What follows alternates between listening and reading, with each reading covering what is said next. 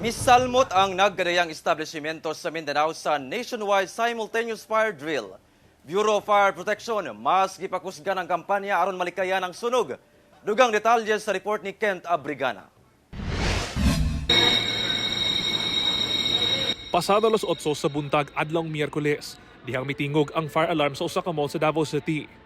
Sa video makita kining usa ka individual nga nakahapa ug dawla nay panimuot. Taod-taod, may responde na ang kabumberohan nang gawas usab ang mga empleyado sa maong mall. Siyempre, maratol ka, kaya makadungog kag emergency like bell. So, moto, gawas diretso. Lakip kini sa pagsalmot sab sa Davao City sa nationwide simultaneous fire drill. Nindot kilang performance sa ganyan labaw na sa pagnaog sa hagdanan pagliko sa mga corners. There's always room for improvement, no? So we ensure naman that we will regularly practice this exercise. Aduna say pahimangno ang BFP sa publiko kung dunay sunog. Mga silingan dira ayaw mo pag live, tawag dayon mo. Kay daghan kay mig kalaban padulong sa responde karon. Traffic. Mga let's say lain paminahon mga nagpataka lag park. Kana daghan kay mig kalaban karon.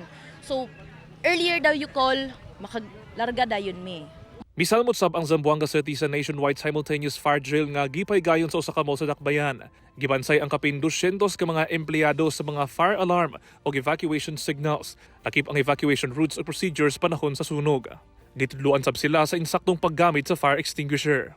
Sumala sa Zamboanga City Fire District, importante nga adunay kaalam ang mga residente, lakip na ang mga empleyado sa basic fire methods aron makatabang sila nga dili mukuyana pa ang sunog.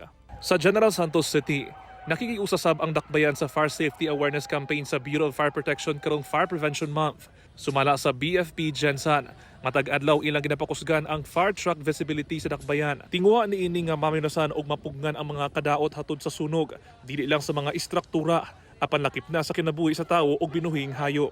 Kauban si Mel Colmenares sa kamera.